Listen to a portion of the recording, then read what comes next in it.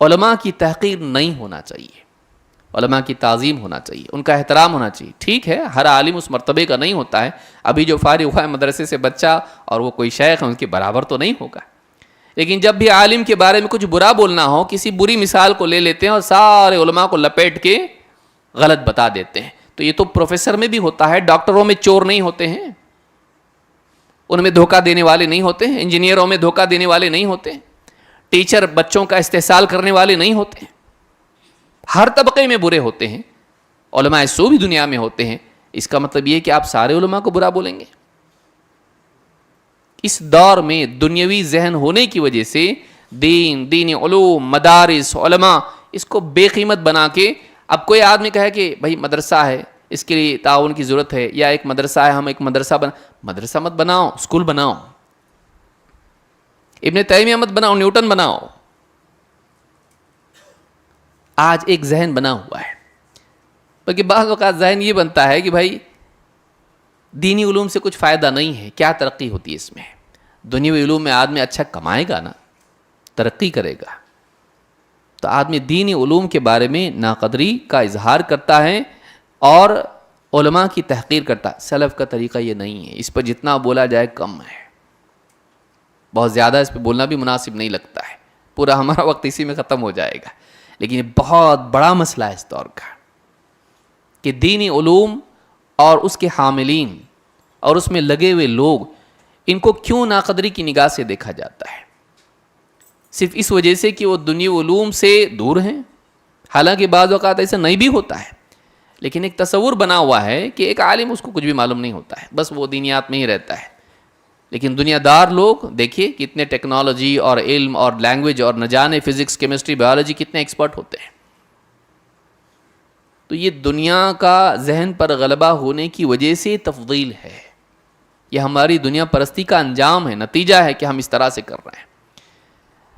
اگر وہی عالم مہینہ اگر 10 لاکھ 20 لاکھ کماتا ہو، فراری میں گھومتا ہو، اور سارے علماء ایسے ہو جائیں، بچے کو کہاں ڈالیں گے؟ اسکول میں؟ ہاں، اگر عالم جیسے ہی آتا ہے، ہاں سب لوگ اس کے لیے دروازہ کھول رہے ہیں، عالم صاحب آ رہے ہیں اور نماز پڑھا رہے ہیں. اب ایسا دیکھنے لگے، اگر ساری دنیا میں ایسا ہو جائے، کیونکہ یہاں ہے وہاں نہیں ہے، اگر ایسا ہو جائے کہ ایک عالم کا ایسا مقام ہو جائے، اب کہاں ڈالے گا؟ مدرسے میں ڈالے گا یا اسکول میں ڈالے گا؟ اور اسکول میں جا کے ہاں ڈگری لے کے MA ہونے تک، اور BCom ہے لیکن ابھی تک بے کام ہے. کتنے لوگ ڈگریاں لیے گھوم رہے ہیں، جاب نہیں ہے. وہاں ہوتا تو یہاں کیوں آتے؟ کتنے لوگ ہیں جو جاب نہیں ہے اس کے پاس، پڑھ لکھ کے بھی تو نہیں ہے نا اس کے پاس. کتنے لوگ تو ہمارے یہاں پکوڑے تل رہے ہیں، جاب نہیں ہے، پڑھ لکھنے کے بعد بھی نہیں ہے، اس کی تحقیر نہیں کرے گا. ناکامیوں کے باوجود اس کی تعظیم ہوگی. یہاں ایک عالم ناکام ہو جائے دنیا کے اعتبار سے تو بتا دیکھو یہ مثال دیکھو، پڑھ لکھ کے کیا محتاج ہے. اپنے بچوں کو بھی ایسا محتاج بنانا ہے؟ نہیں بنانا ہے ہم کو. دنیاوی اعتبار سے پڑھے لکھے لوگ کیا محتاج نہیں ہیں؟ سارے کیا کروڑ پتی ہیں؟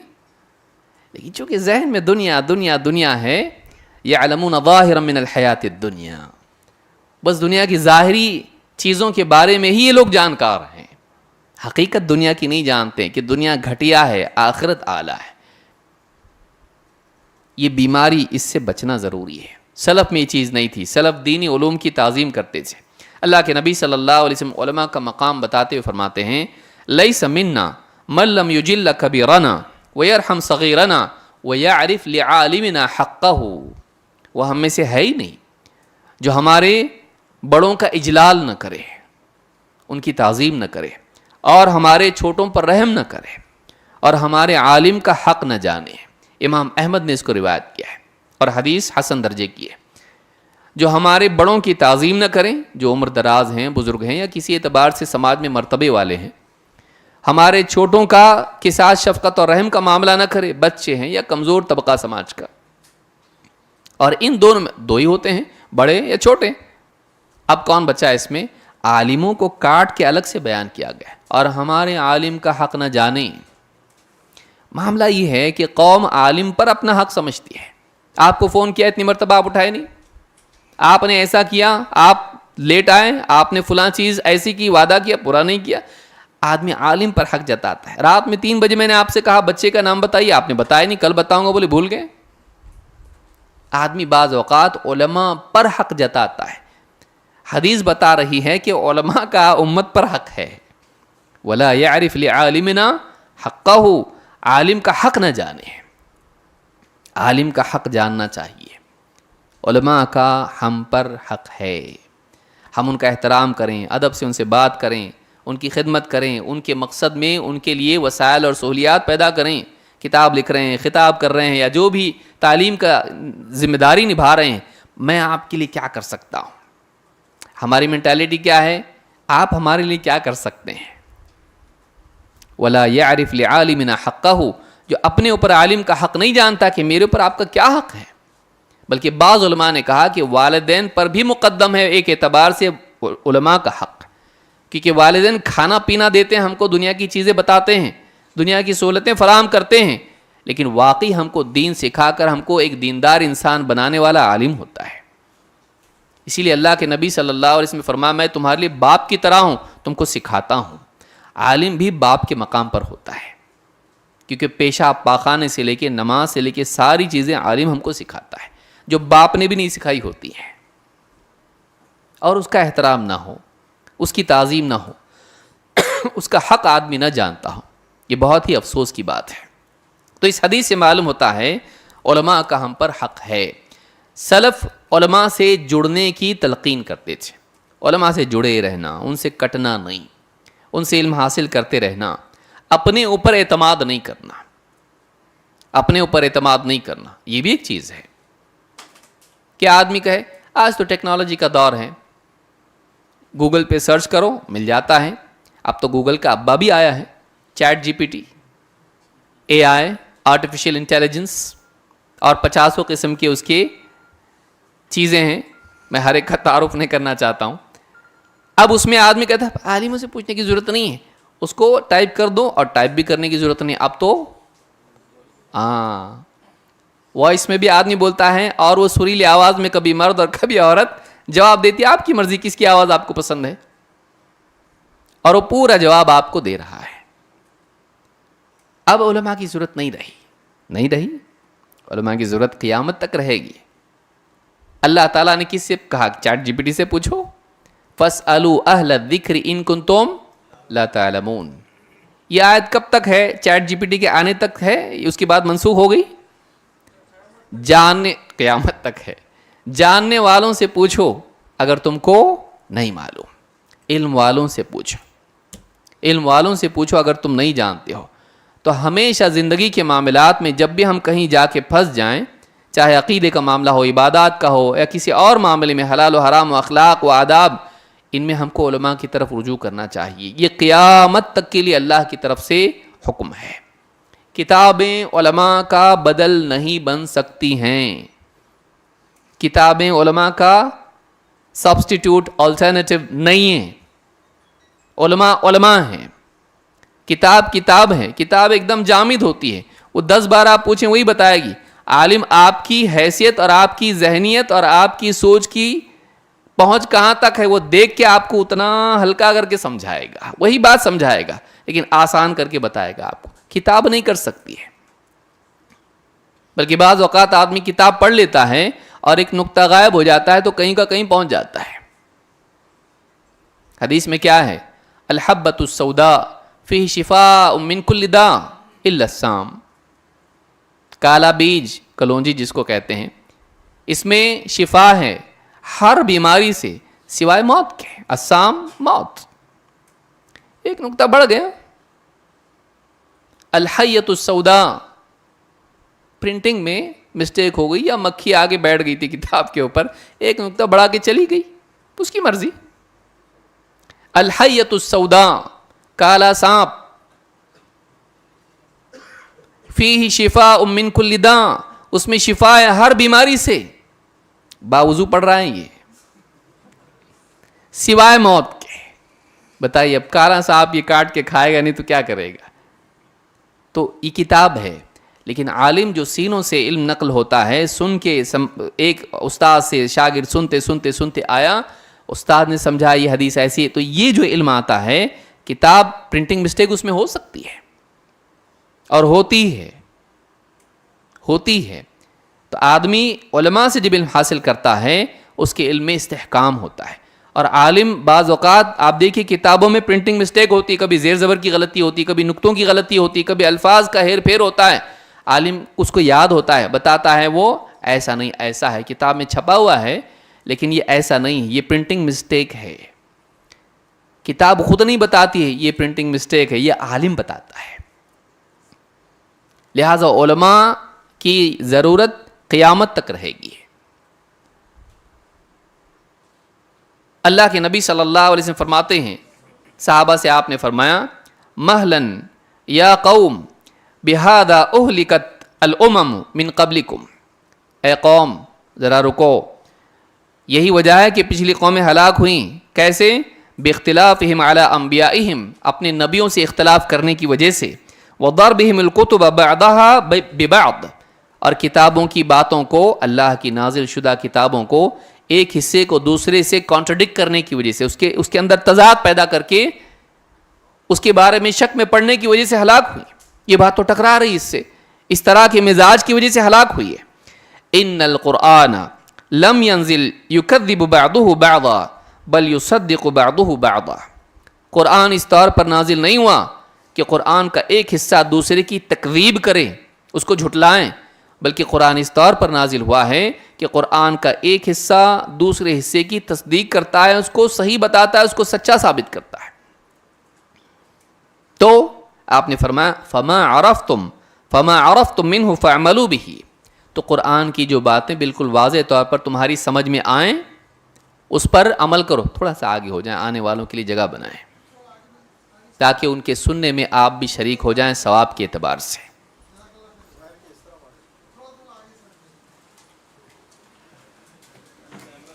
اپنی جگہ پر حرکت نہ کریں, تھوڑا آگے آئیے. اللہ تعالیٰ آپ کے آنے کو, قریب آنے کو قبول کرے, اللہ اور قریب کرے اپنے سے آپ کو.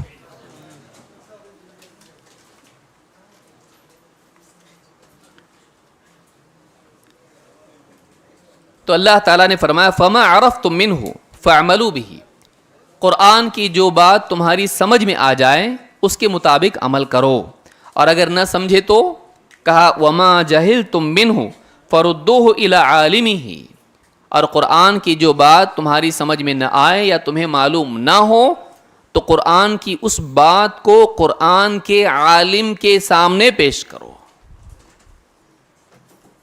آپ دیکھیں بہت اہم بات ہے, یہ جملہ بہت اہم ہے. اللہ کے نبی صلی اللہ علیہ وسلم, انہیں کا ڈکشنری دیکھو, ورڈ ٹو ورڈ سمجھ میں آ جاتا ہے سب. قرآن بہت آسان ہے, کسی عالم کی ضرورت نہیں ہے. اور اللہ نے قرآن میں فرمایا وَلَقَدْ يَسَّرْنَا الْقُرْآنَ لِلذِّكْرِ فَهَلْ مِن مُدَّكِرٍ, قرآن کو ہم نے نصیحت کے لیے آسان کیا ہے تو ہے کوئی نصیحت لینے والا؟ آسان ہے قرآن, کسی عالم کی کیا ضرورت ہے؟ یہ ذہن غلط ہے, کیونکہ اللہ کے نبی صلی اللہ علیہ وسلم فرماتے ہیں کہ وَمَا جَهِلْتُم مِّنْهُ فَرُدُّوهُ إِلَىٰ عَالِمِهِ, قرآن کی جو بات تمہاری سمجھ میں نہ آئے یا تم نہیں جانتے ہو اسے قرآن کے عالم کی طرف پھیر دو. یعنی اللہ کے نبی صلی اللہ علیہ وسلم نے قرآن کے صحیح فہم کے لیے علماء کی طرف رجوع کے لیے ہم کو کہا ہے. علماء کا مقام یہ ہے دین میں. یہ نہیں کہ کوئی آدمی کہنے لگے اب عالم کی ضرورت نہیں ہے, تفسیر گھر پہ بیٹھ کے پڑھ لو, ترجمہ کافی. بلکہ بعض لوگ تو اتنے زیادہ سیانے ہوتے ہیں کہ وہ کہتے ہیں تفسیر بھی پڑھنے کی ضرورت نہیں ہے, بس آپ کیا کرو قرآن کا ترجمہ پڑھو, انا اعطیناک الکوثر, یقیناً ہم نے عطا کیا ہے آپ کو الکوثر, ختم. اور کیا ہے اس میں؟ قل هو اللہ احد, کہو وہ اللہ ہیں ایک, اور کیا ہے اس کے اندر؟ اس طرح سے قرآن کی یعنی لفظاً لفظاً بس سمجھ لیا آپ کافی ہے. وَاعْبُدْ رَبَّكَ حَتَّى يَأْتِيَكَ الْيَقِينُ, اپنے رب کی عبادت کرتا رہے یہاں تک کہ تجھے یقین آ جائے. الحمدللہ مجھے یقین آ گیا, تب تک عبادت کرنا ہے, اب عبادت کی ضرورت نہیں ہے. اب ترجمہ تو یہ ہے اس کا, وَاعْبُدْ رَبَّكَ حَتَّى يَأْتِيَكَ الْيَقِينُ, اور یہ خطاب نبی سے ہے. آپ نے کیا کیا اس آیت کے بعد؟ آپ کو یقین نہیں آیا تھا کہ آخری وقت تک کہ آپ کو سہارے سے مسجد میں لایا جا رہا ہے کہ آپ کے انگلیوں سے، پاؤں کی انگلیوں سے زمین پر ریت میں لکیریں بن رہی ہیں، اور آپ کو مسجد میں لا کے بٹھایا جا رہا ہے، اور آپ آخری وقت تک عبادت خود بھی کر رہے ہیں، امت کو بھی کہہ رہے ہیں الصلاۃ الصلاۃ وما ملکت ایمانکم. تو آپ چھوڑ دیے تھے عبادت. کیا مطلب ہے اس کا؟ حتی یأتیک الیقین، یہاں تک کہ یقین آ جائے. قرآن ہی میں اللہ نے بتایا وَكُنَّا نُكَذِّبُ بِيَوْمِ الدِّينِ حَتَّى أَتَانَا الْيَقِينَ. کفار کیا کہیں گے؟ آخرت کو جھٹلانے والے، ہم آخرت کے دن کو جھٹلاتے تھے یہاں تک کہ ہمیں یقین آ گیا. یقینی چیز موت. اسی لیے مجاہد اور کئی سلف نے کہا اس سے مراد موت ہے، کیونکہ اللہ کو نہیں ماننے والا بھی موت کو مانتا ہے. اتنی یقینی کہ ساری دنیا اس کو مانتی ہے. کوئی اس میں شک مریں گے کہ نہیں مریں گے؟ کوئی ملا آپ کو آج تک ایسا؟ معلوم نہیں میں مروں گا کہ نہیں مروں گا. کوئی ہے ایسا؟ سب جانتے ہیں. ڈاکٹر بھی جانتا ہے اس کو. کسی ڈاکٹر سے پوچھو وہ کہ میں بھی مرنے والا ہوں بھائی، چاہے کتنی دوائیاں اور کتنے آپریشن جو بھی کروں میں، مجھ کو بھی مرنا ہے. آئی سی یو کا انچارج بھی جانتا ہے اس کو بھی مرنا ہے. موت کے بارے میں شک نہیں ہے. اتنی یقینی چیز ہے کہ جو اللہ کو نہیں مانتا ہے، آخرت کو نہیں مانتا ہے، وہ بھی موت کو مانتا ہے. حتی اتانا الیقین، یقینی چیز موت. تفسیر میں ملے گا آپ کو، یہ آپ کو صرف ترجمے میں نہیں ملے گا. ایسی کتنی آیتیں ہیں. تو ایک طبقہ ایسا بھی شارٹ کٹ، جیسے فاسٹ فوڈ ہوتا ہے نا کھانے میں، تو اسی شارٹ کٹ علم والے ہیں ایسے. اللہ تعالی ہم سب کی حفاظت فرمائے. علماء سے جڑے رہنا انسان کو بہت ساری گمراہیوں سے بچاتا ہے، کہ عالم بتاتا یہ نہیں، یہ مطلب ہے، کیونکہ اس نے اپنے اوپر اور علماء سے اس کو سنا سیکھا ہوتا ہے. تو یہاں پر کہا کہ تم میں سے جب جو کوئی شخص قرآن کی بات کو نہ سمجھ پائے، وہ قرآن کے عالم کی طرف رجوع کرے. فَرُدُّوهُ إِلَىٰ عَالِمِهِ، اس بات کو لوٹاؤ، پیش کرو اس کے عالم پر. معلوم ہے کہ کچھ قرآن کے عالم ہوتے ہیں جن کی طرف بات لوٹائی جاتی ہے. کب؟ جب ہم اس کو نہیں سمجھ پاتے ہیں. تو اچھا معلوم ہے قرآن کی باتیں ہم خود سے نہیں بھی سمجھ سکتے ہیں. تو یہ بولنا جھوٹ ہوا کہ ہر بات ہم آسانی سے سمجھ سکتے ہیں بغیر کسی عالم کی رہنمائی کے، کیونکہ حدیث یہ بتا رہی ہے ہم کو. تو علماء کا مقام بہت اونچا ہے، اور علماء کی ضرورت قیامت تک باقی رہے گی.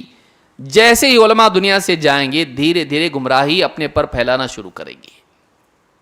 اللہ کے نبی صلی اللہ علیہ وسلم فرماتے ہیں ان اللہ لا يقبض العلم انتزاعا ينتزعه من العباد.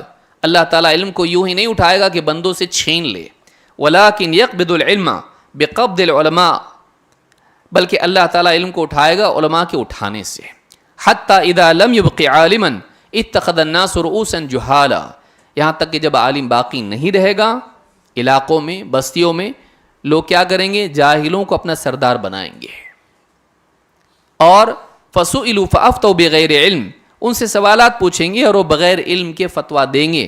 فَضَلُّوا وَأَضَلُّوا، خود بھی گمراہ ہوں گے، دوسروں کو بھی گمراہ کریں گے. گمراہی کہاں سے آئے گی؟ اس کی شروعات کیسے ہوگی؟ دنیا سے علماء کا وجود ختم ہونے لگے، ایک ایک کر کے علماء جانے لگے، ان کے جانشین نہ ملیں، مدارس مجالس دینی دھیرے دھیرے لوگ نہ جانے لگیں، اور عالم گیا، علم گیا، حکیم گیا، نسخہ گیا. اب پیچھے بچ گئے جاہل، لیکن سوالات تو ختم نہیں ہوں گے، لیکن جوابات دینے والے نہیں رہیں گے. تو پھر کیا کریں گے؟ ان کو تھوڑا بہت معلوم ہے، نیم حکیم. تو اب اگر ادھورے علم کے ساتھ جب لوگ رہنمائی کرنے لگیں گے تو پھر گمراہی ہی آئے گی. اتقان اور بالکل پختگی اگر علم میں نہیں ہے تو نقصان ہی ہوگا. کمزور بلڈنگ گرتی ہے. تو اگر ایسے لوگ رہنما بنیں گے قوم کے جو ادھورے علم والے ہوں گے، نقصان ہوگا امت میں اور گمراہی پھیلے گی. معلوم ہے کہ گمراہی تب پھیلتی ہے جب علماء کی بجائے لوگ ایسے لوگوں کی طرف متوجہ ہوتے ہیں جو علماء کی طرح علم واقعی نہیں رکھتے ہیں، گہرا علم رکھنے والے نہیں ہوتے ہیں. ادھورے علم کے ساتھ لوگوں کے، ظاہر بات ہے کسی ایک دم نیرے جاہل کے پاس تھوڑی نہ لوگ جائیں گے کہ چلو اس کے پاس جاتے ہیں وہ جاہل ہے. وہ نیم حکیم ہوگا، اندھوں میں کانا راجا، تھوڑا موڑا جانتا ہے، ان کو بھی تھوڑا بہت آتا ہے. ایسے لوگوں کے پاس جائیں گے جو ان کے مقابلے میں تھوڑا جانتا ہوگا لیکن واقعی علم اس کے پاس نہیں ہوگا. تو یہاں پر ہم کو اس حدیث سے، جس کو امام البخاری مسلم نے روایت کیا، معلوم ہوتا ہے کہ علماء کے جانے سے گمراہی آئے گی. اس سے معلوم ہوتا ہے کہ علماء کے دنیا سے جانے سے پہلے ان سے علم حاصل کرنا چاہیے. اور علماء کی دینی مجالس کی قدر کرنا چاہیے. جو بھی مجالس دینی ہیں، اللہ کے فضل و کرم سے یہاں پر مملکہ میں اتنے سارے علماء موجود ہیں، دعویٰ سینٹر موجود ہیں، علماء موجود ہیں، دینی مجالس کا انعقاد ہوتا ہے.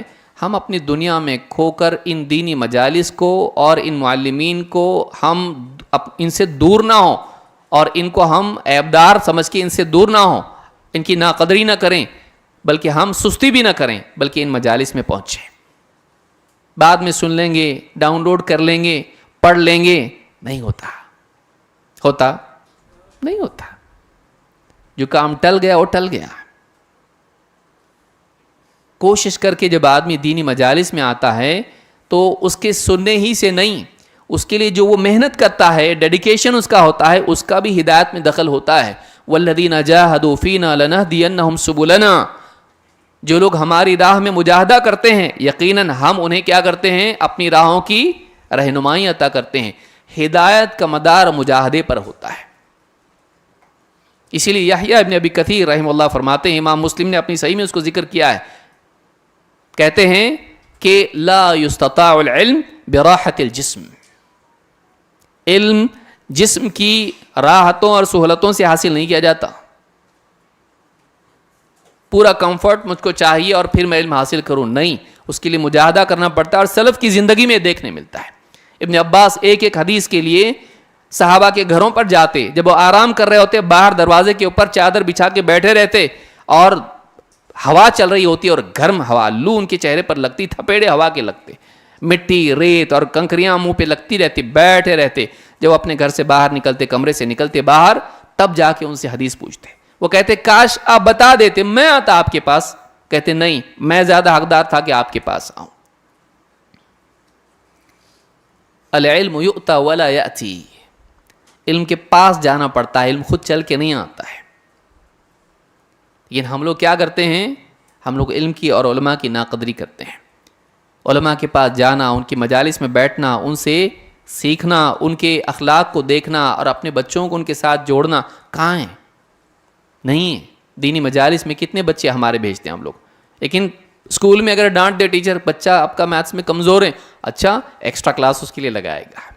اسکول کے ساتھ ایکسٹرا کلاس، وہ بوجھ لے کے وہاں بھی جا رہا ہے، ہاں چونٹی کی طرح، اور یہاں بھی آ رہا ہے. کتنا کرتے ہیں ہم دنیا میں. اور پھر اس کے بعد میں جب جوان ہوتا ہے، مولوی صاحب کچھ دعا ہے کہ ہمارا بچہ سنتا نہیں ہماری بات. آپ اللہ کی سنیں کیا؟ آپ علماء کی سنیں. پہلے تو آپ کو دعا کی نہیں، دوا کی بھی ضرورت ہے. آپ اس کے ذمہ دار ہو.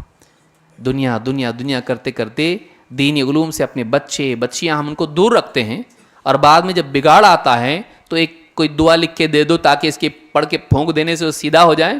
دنیا میں نہیں جاتے، مولوی صاحب کوئی دعا ہے کہ ایسی کہ میں اسکول میں نہیں ڈال رہا ہوں، پڑھ کے اس کے لیے کچھ کروں تو وہ نیوٹن بن جائے؟ کرتے ایسا نہیں. سالوں سال 10ویں 12ویں گریجویشن ماسٹرز اور نہ جانے کتنے مراحل طے کر کے چاہتے ہیں کہ کچھ پیسہ لا بھائی. اتنا پڑھ کے چاہتے ہیں، اس کے بعد وہاں اتنی محنت کرتے، اتنی قربانیاں دیتے، اتنا خرچ کرتے ہیں دین کے لیے. خالی ایک دعا پڑھ دو ہو جائے، کچھ پھونک دو اس کے اوپر ہو جائے، پانی میں دم کر دو اس کے لیے، پلا دیں گے تو اندر جا کے عالم بن جائے گا، نیک بن جائے گا. ہوتا ہے ایسا؟ انبیاء اسی کرتے، ورنہ پھونک دیتے پانی میں کسی تالاب میں، اور سارے ندی میں نالوں میں اور اس میں کنووں میں پھونک دیتے، سارے جو ہے تھوک دیتے، سب نیک بن جاتے ہیں. سالوں سال 950 سال نوح علیہ السلام نے دعوت دی لوگوں کو. کیا ضرورت تھی پھر؟ سب کو پلا دیتے کسی تالاب کا پانی. سوچیے